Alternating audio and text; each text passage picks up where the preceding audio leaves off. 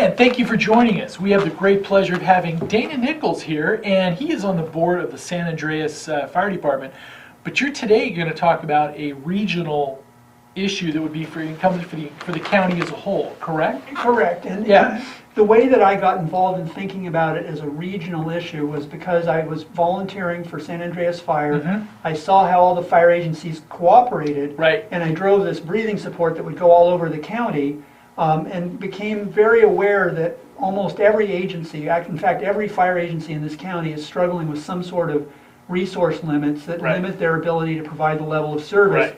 that everybody deserves, right? I mean, life is just as precious here in Calaveras County as it is Yes, in it is. wealthy areas, but we have fewer resources. Ours are more precious here, right? Isn't that, Well, so John, yes, it's a regional issue, and I want to just explain a little about that. Yeah. There's this history where it used to be that there was some tension between the different fire agencies, but in the last 10 years, maybe 15 years, they've learned to get along and cooperate incredibly. Right. To the point that, I think it was 2.5 years ago, we formed what's called a Joint Powers Authority. It's the Calaveras Fire Services Joint Powers Authority. It has no budget, no bank account, but it exists as a legal entity that allows us to advocate for the quality of fire services in Right. Calaveras County. So for example, when the Board of Supervisors is deciding how to allocate its transient occupancy tax revenues, the JPA can show up and say, we would like you to honor your intent to give us 25% Right. because that allows Right. us to do this and so. Right. And so for each fire agency, it's like 40 or 45,000 a year that enables us to do things like, in our case, maybe having a third firefighter on duty at the station, or replacing Right. some equipment that we need to replace, things that are crucial that we wouldn't necessarily be able to do And otherwise. has it allowed you in some ways to lower some costs, like if you can pool Yes, your order yes. for So some for supplies example, or repairs? We or have something? a contract with a mechanic who does diesel mechanics that gets us a lower rate, so any fire district that wants to use his services is able to get this Got it. pre-planned rate. It's all Right. agreed ahead of time For scheduled for services, getting for all the the services units? for Okay. the Yeah. equipment. Yeah. So we've done some of that. We've also applied unsuccessfully for a grant to replace the breathing support. We may try that again. There is currently an effort being worked through the JPA, a proposal to just cooperate to buy a less expensive unit that would be on a trailer, but would still have the compressor. It takes a fairly heavy-duty compressor to be able Oh, I to can fill imagine. air Yeah. bottles, because these air bottles go up to more than 3,000 psi, right? It's a fairly high pressure Yeah. fill. So it takes, and it also has to be clean air, so it requires this filtration system. You can't have any little solvents or toxins getting in there because human beings are going to be breathing this Right. stuff. So it's a pretty heavy-duty piece of equipment, but we may be able to get, and so if you put it on a trailer with the diesel power to power it, it's like 160,000 by the time you pay tax and everything. So we're trying to work through to see if the 9 fire districts can cooperate to replace this piece of equipment. So that's an example of the kind of thing that the JPA So does. everybody chips in 20 grand or whatever it Right, takes. exactly. Yeah. It's that Yeah. kind of a concept. But anyway, so the JPA is a way for us to discuss our common problems, because of course the districts vary wildly. Elbit's Pass, Copper, and to some extent Calaveras Consolidated are a little better off. Each of those 3 districts I mentioned, they do manage to have some paid firefighters, not as many as they'd like, but they do have some. There's a couple on the engines up in Ebbets Pass, 1 on an engine down in Copper, and 1 in each of the stations on each engine. And there's 2 stations in Right. Calaveras Consolidated, Right. which for those who aren't familiar with Calaveras Consolidated, that's the Valley Springs area, right? Yeah. But even the best off districts like Ebbets Pass have some stations that are not staffed. But even, and sometimes, I know it's a little, you guys rectified a little bit of that a year or so ago, but San Andreas, in many ways, was overutilized and underfunded because you had the hospital in Right, your right. backyard, so every time a helicopter, you were doing, We're doing Or over helicopter 1,000 landing, right, yeah, I mean- helicopter landings, lift assist, hospital Yeah. landing, because San Andreas is in some ways a retirement community and not a high income one. Right. It's a retirement community where many of us who live here have very modest means. So the fire district is a crucial, essential service. Yeah. To get those lift assists, there's people who are able to stay in their homes who might not if we didn't have a Right. fire district that would come and do the lift assist. Right. So how do we keep enough firefighters on duty? And the real story in recent years, it's gotten much worse, is that we can't, because they grow up, they want to have a job, they get a job and they leave. And I don't blame them for that at all. And it's gotten worse in the last couple of years because both CAL FIRE and the feds have started hiring more firefighters. So there's been this incredible turnover. And not only is it just the problem of recruiting and replacing more volunteers, but the problem is we're losing our experience to other agencies. Some of these volunteers, if they could make the transition to a living wage job and achieve their dream of being able to buy a house and have Right. a family, Right. would stay. And we need their experience. By the time they get 5, 10 years of experience, that's when they're incredibly valuable. And we currently have no way to do that. So what happened was the JPA was talking about this, and we developed this concept. Well, what if we did a countywide sales tax? And we looked at this concept and we realized pretty quickly that the JPA really wasn't equipped to do it. That the only viable way to do something like this is if there's a citizen group that wants to do it. Right. So we did an education campaign. We started going to service club meetings and other venues and just telling people about this concept. And pretty quickly, once we started doing that, a committee formed. Now I'm part of it, and there's four other people. There's Skip and Shannon Sharp of Mountain Ranch, Bob Dean of, he lives in Moke Hill technically by address, Yeah. but Bob Dean, who used to be on CCWD board, and then Faith Hall, who's a young former firefighter for San Andreas, firefighter for San Andreas, but now she grew up and has a job, so she can't respond as much Right. because she's earning a living. Right. And she Right. also coaches the cheer at Calaveras High, There you by go. the way. So she's very involved Yes. in the community. So anyway, the 5 of us formed a committee and wrote this proposal. And we did this talking to a whole lot of people in the county, including the fire districts, because we were trying to work out something that would benefit all the fire districts in their diversity, and be supported by all the fire districts and have a chance of passing here and be enough but still be frugal. Right. And so how do you Right. get to enough but still frugal, right? Mhm. And what we realized is every agency is going to want to do a different thing, slightly different thing.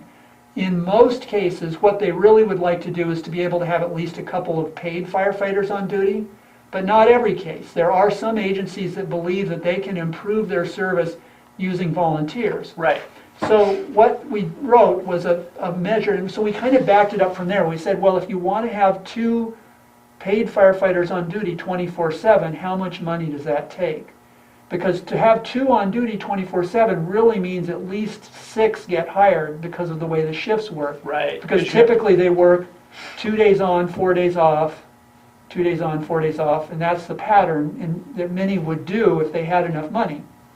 It turns out if you hire people for a very basic wage of $15 an hour, that ends up being about $61,000 a year per firefighter. And the reason it's that much is because they work more than 40 hours a week. Right. So some of it's on overtime, right? Well, so it's a frugal wage, it's pretty minimum, but when you get to 61,000, that's enough that, especially if they're married to somebody else who's employed, they might be able to actually live and have a Might be able stable to life live. in Calaveras County. Yeah. It's not a lot, but it's a good something. start. It's something. Yeah. And so we backed it up from there that we want even the smallest agencies to have that much.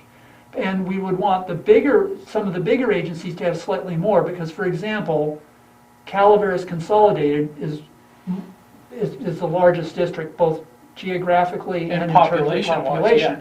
So it's almost a third of the county's population is there in that Burson, Jenny Lind, Right. Right. Valley Springs area. Yeah. And they have a location for a station, it's not currently a fire station in Burson, that's unstaffed, that should be staffed, because it adds something like 6 minutes to the response time for everything on that end of the county. All the Lake Comanche calls. Right, the and Lake all- Comanche okay, calls, and there's got a it. lot of very nice homes out Yeah, there yeah. that have just as much need for service and protection as the homes in Valley Springs, right? Right. But that extra 6 minutes is a lot when a structure fire happens, and it can mean a whole lot more damage. I Yeah. mean, just a whole lot more damage. And same thing with medical calls, a whole lot less likelihood of surviving. So we wanted the formula to recognize that and to be enough so that the larger district, like basically what we would want to have in Calaveras Consolidated, is instead of 1 on the engine, get them up to 2 on the engine at the 2 stations that are already staffed, and then a couple more 24/7 to have a station in the Burson area. So that kind of goes from San Andreas is typical of one of the smaller agencies, although we have the government center, and then you've got Calaveras Consolidated is by far the largest in terms of population. And then there's other small agencies like Mountain Ranch and Moke Hill, each have their own distinctive ways of doing things. Moke Hill, maybe they don't do paid firefighters, maybe they just improve their program and their facilities with their volunteers so that they can improve their response. Because that's the goal, is to have a great response, not to dictate to any of these How fire the agencies response is done. how the response Right. is done. If they can Right. improve the response, that's the important thing.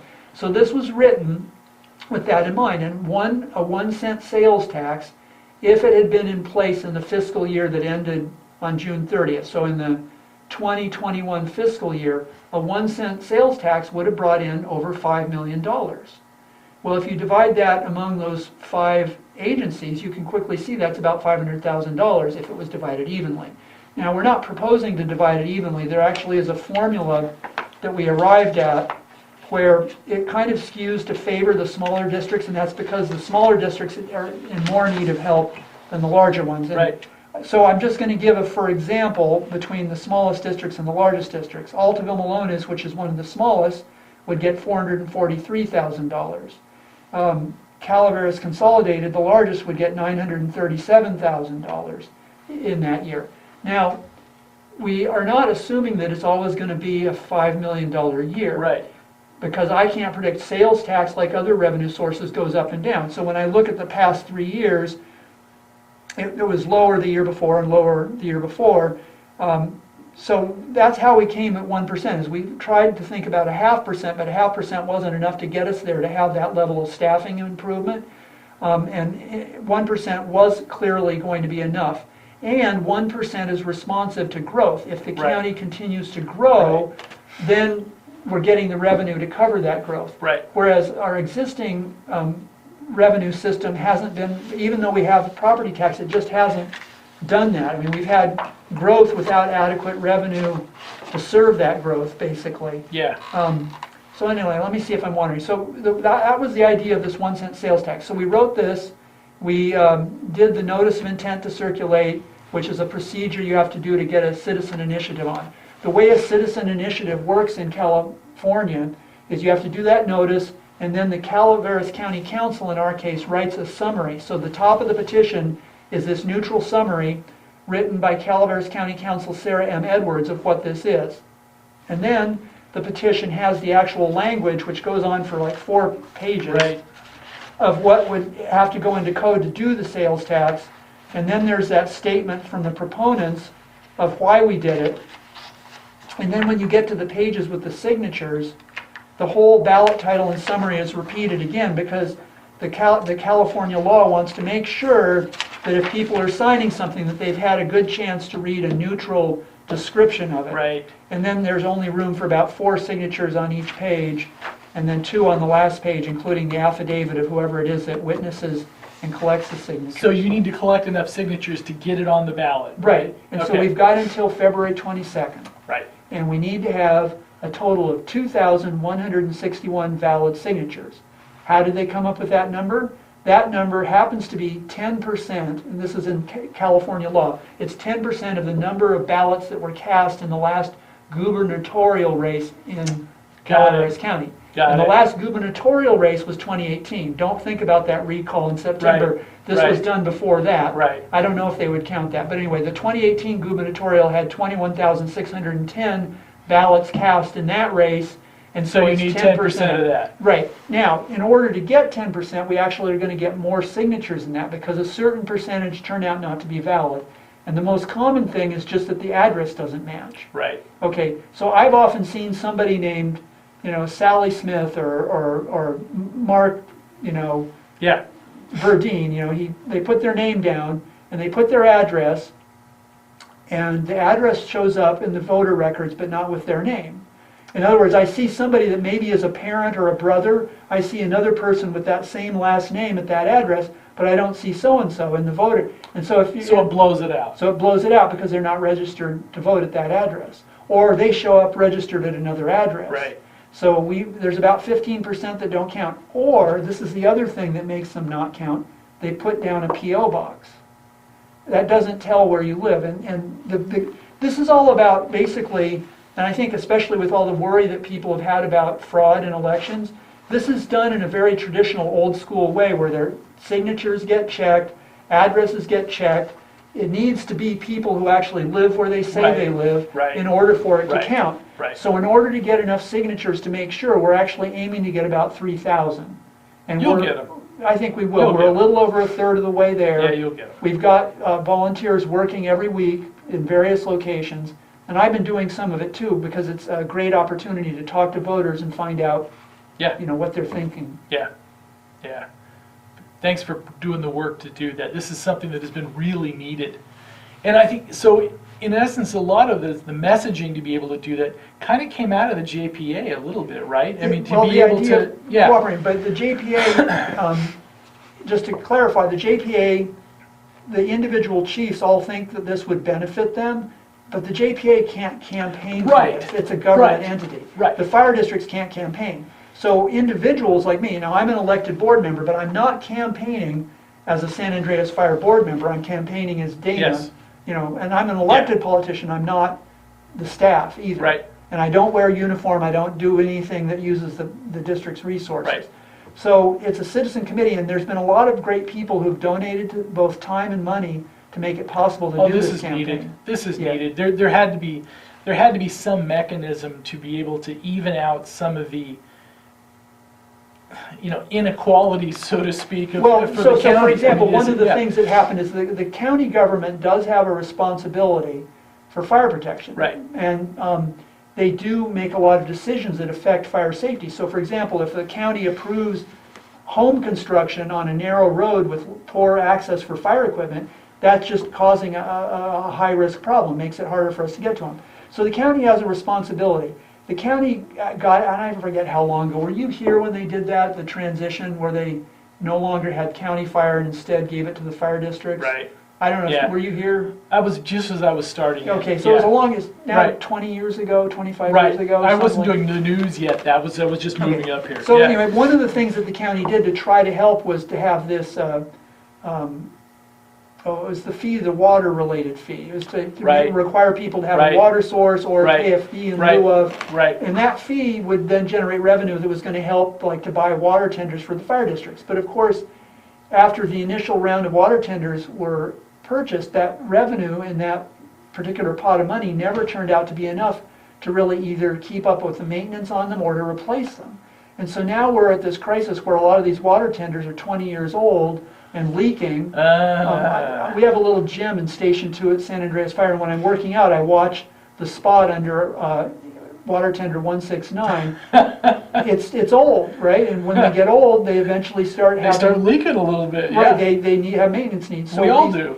Basically, the county was well-intended, but never adequately funded an effort even just to replace the water tenders. Well, don't you see? I mean, in some ways that's endemic of government stuff, because sometimes you can always find the money to build a building or buy a piece of equipment or something like that, but to be able to get ongoing money to be able to actually maintain it Right, and well, to and use it here's the never thing. seems to happen. Part of it is that, so transferring money into the roads fund and fixing some potholes can be popular politically because it's seen. So a county supervisor can say, okay, I got those potholes fixed Sure. on X street or Y street. Right. You only see the fire agencies when there's an emergency, and if you're lucky and you go 20, 30 years and you don't happen to have a medical emergency or a fire emergency at your You can house, do deferred maintenance for a long right, time. then you Yeah. can kind of forget about the need for the fire district or the fact that the equipment's falling apart. Right. And I wish more people would come to our board meetings, because every meeting,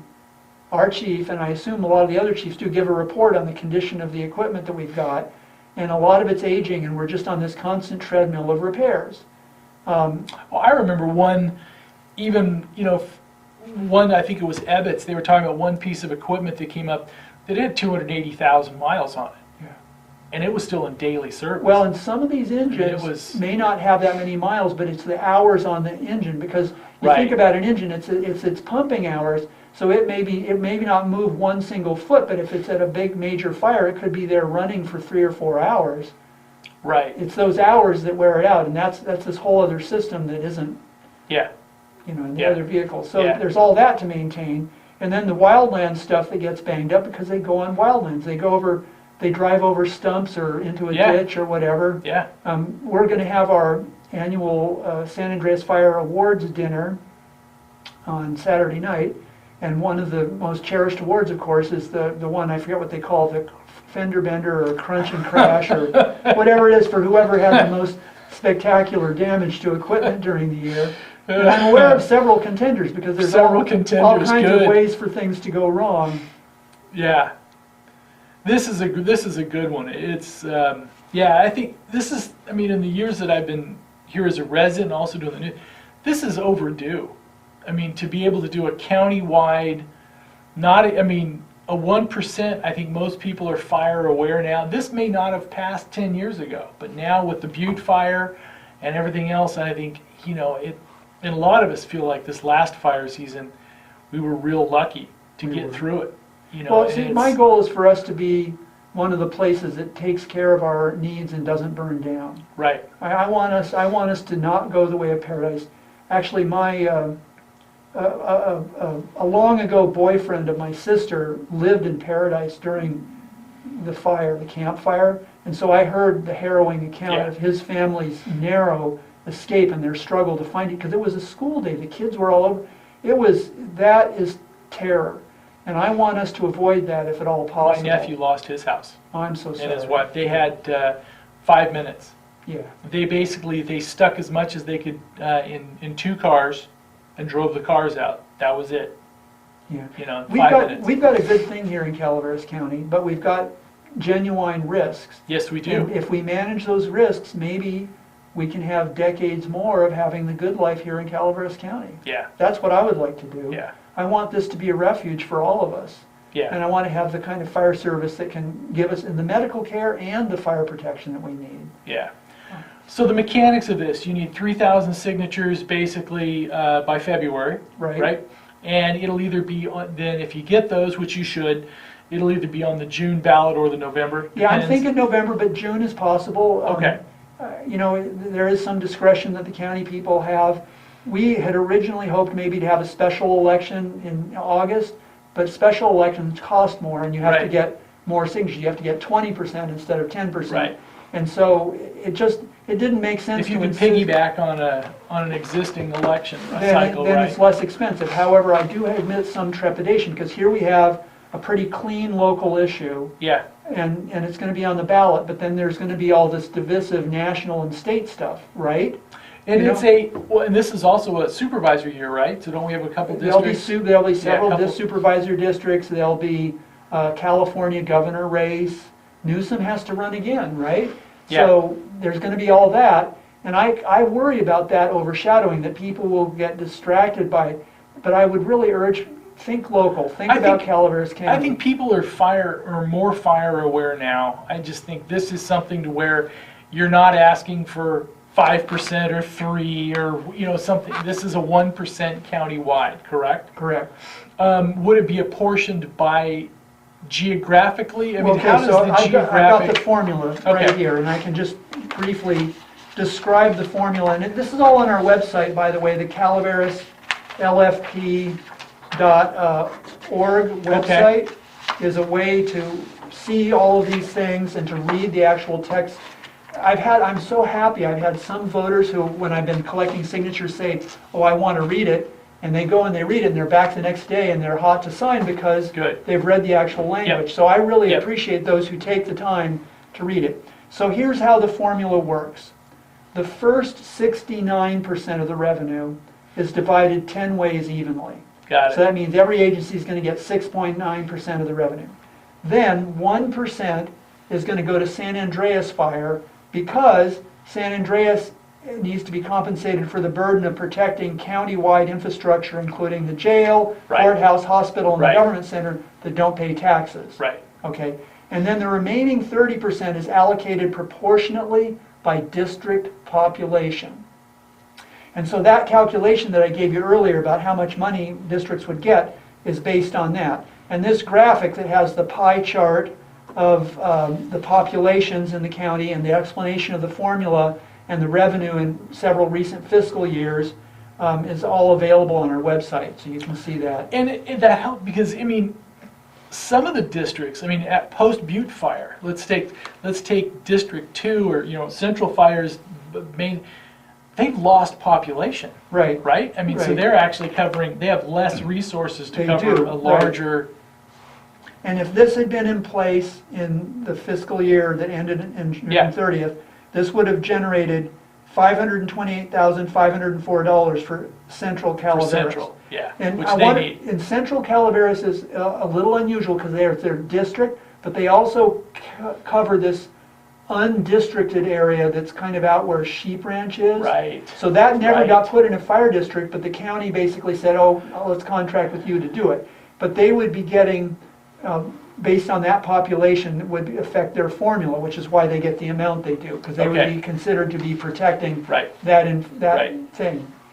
And then there's a bunch of, if you read the whole thing, there's language in there to kind of protect the integrity of the geographic distribution, even if the number of districts change. So let's say Right. at some point in the future, two districts decide to merge. Mhm. Well, they would still get the same geographic allocation that they had before. Right, which makes sense. Which makes sense. Yeah.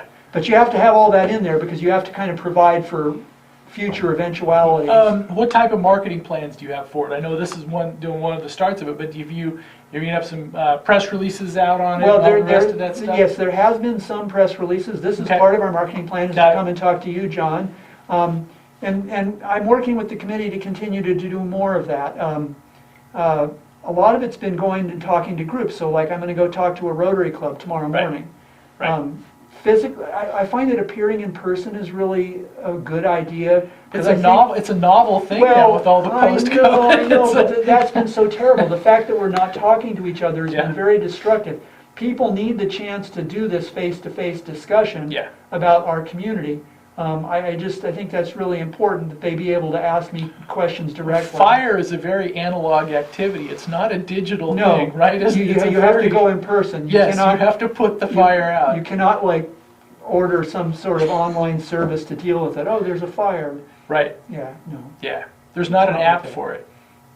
So what else? Okay, so the marketing has been a lot of public speaking and engagements, and Good. there has been some press releases, and we have Good. gotten coverage. I mean, the mymotherlode.com covered us, and KVML, Calaveras Enterprise. We've been in the Valley Springs News and also the Highway 4 Mhm. product that the Mhm. Valley Springs News does. Yeah, Have all given us some coverage. good. Thank you very much for doing this, and we'll make sure that this one I think is a good shot. This one I think this one will get done. Thank you, I John. really do. Thank you. All right.